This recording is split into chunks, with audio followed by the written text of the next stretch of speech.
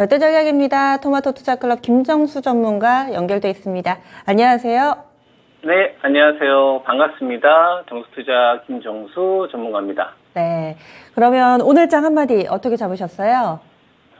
신용 청산 물량 나오는 구간, 좋은 기업 싸게 매수하자. 가로 열고 주도 산업군 가로 닫고. 네. 그 동안에도 강조해 주셨던 부분인데 오늘 장은 또 반등이 나타나고 있어서 오늘 장에 대한 의미를 좀 찾아주시고 또 투자 전략 다시 한번 좀 강조를 해주시죠.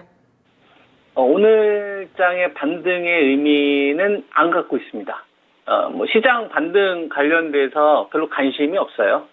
방송에서 또 계속 이런 이야기를 좀 해드렸는데, 지수의 흐름은 내일은 우리가 알 수가 없다라고 보고 있고, 현재 나와 있는 뉴스나 현상을 분석을 해서 투자하는 것보다 핵심 본질, 그리고 내가 이 가격에 샀었을 때 이길 수 있겠느냐, 시장에서 인정해주는 가격이냐, 그리고 다른 사람들이 아우성 쳤을 때, 투자 심리가 최악일 때 매수할 수 있을 만한 기업과 그 근거가 무엇이냐, 전 요거를 되게 중요하게 생각을 하는데요.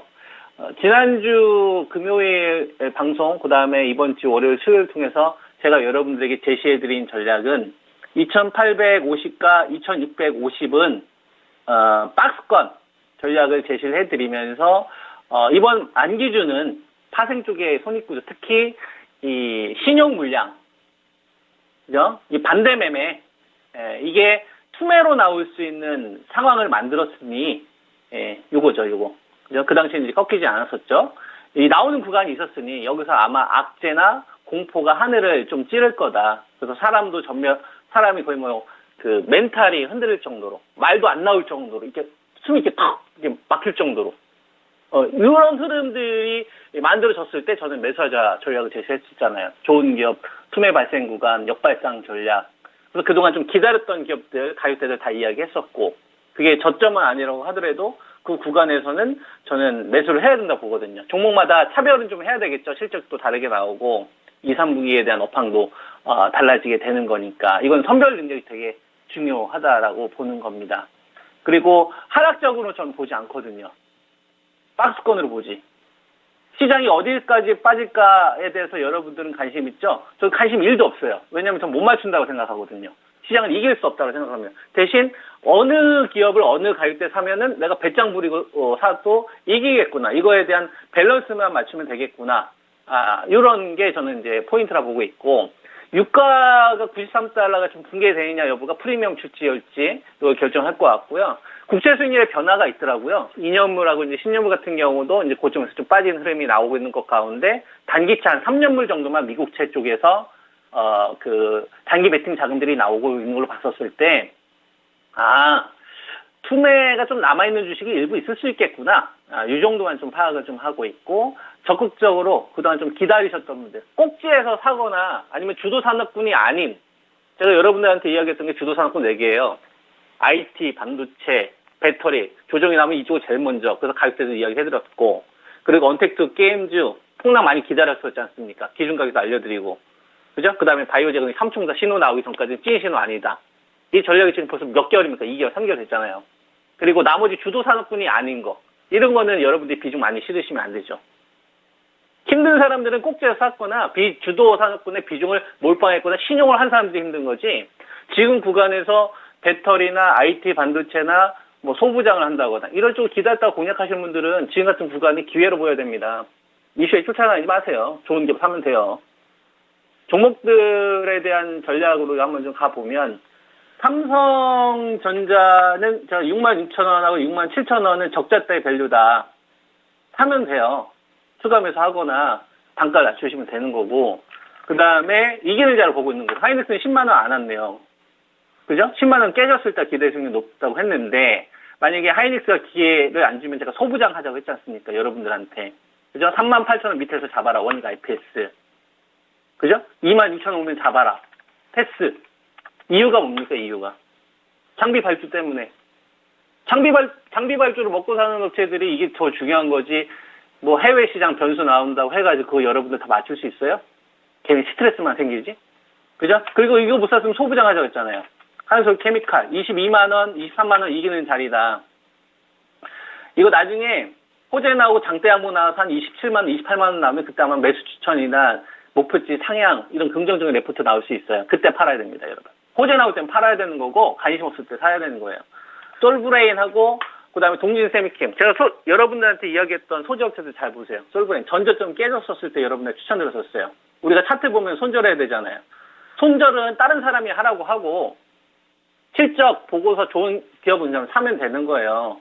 여기에 대한 비중의 밸런스를 맞추면 되는 거고 37,000원 이기는 자리 이야기했던 게 동진 세미캠 벌써 42,750원이 아닙니까?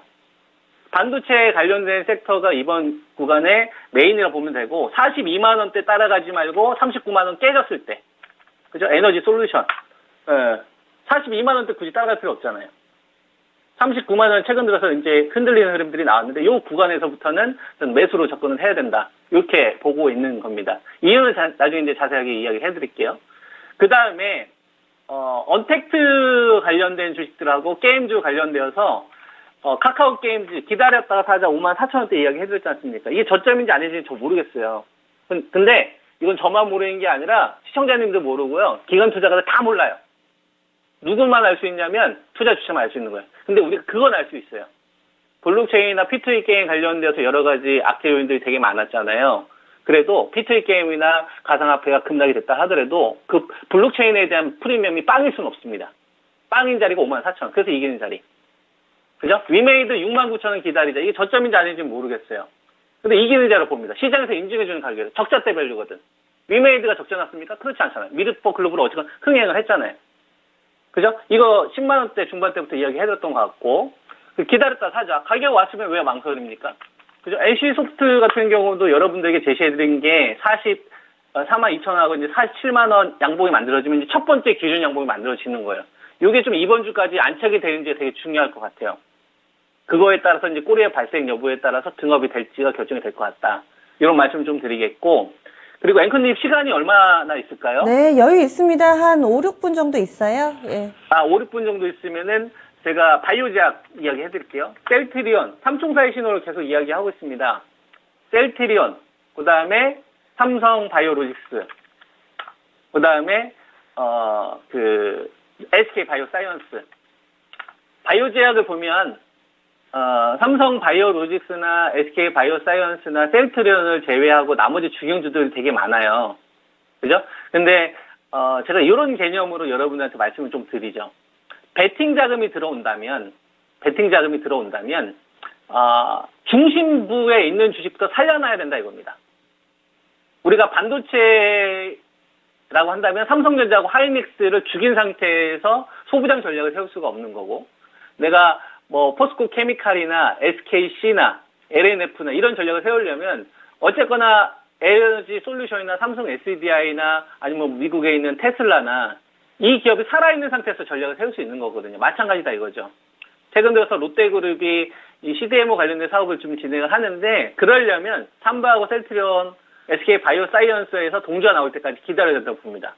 이 신호가 나오면 저는 그 스타트라고 보고 있고요. 아직 투매 물량들이 좀 더 남아있는 것 같아요. 이거 조금 더 지켜보면서 의견을 좀 드리도록 하겠습니다. 아시겠죠? 그 다음에 중국 소비주를 좀 이야기를 해드려야 될 것 같은데, 중국 소비주로 제가 여러분들한테 이야기했던 종목이 이제 아모레 퍼시픽, 그 다음에 이제 LG 생활건강, 호텔 신라 정도 되는데, 아모레 퍼시픽 같은 경우에는 제가 17만원대에서 이제 구조적인 변화가 나왔던 자리로 이야기를 해드리면서 한 17만원 정도 됐었다가 톤다운을 15만 8천원 정도 했잖아요. 요 정도가 이제 시장에서 인정해주는 가격이다. 그래서 이 주식 같은 경우에는 크게 문제가 없는데, 문제는 LG 생활건강이 실적 발표되고 나서부터 큰 폭의 이제 폭락 흐름이 나왔기 때문에 보유하신 분들의 입장에서는 굉장히 좀 걱정이 많이 되실 거라고 생각을 합니다. 그죠? 그래서 그 걱정을 저는 이렇게 해결하면 좋지 않을까, 이런 말씀 좀 드리는데요. LG 생활건강이 이번에 실적 나온 걸 보면 화장품 쪽에서 한 6,996억 정도 매출이 나왔고, 그 다음에 영업이익이 한 690억 정도 나왔어요.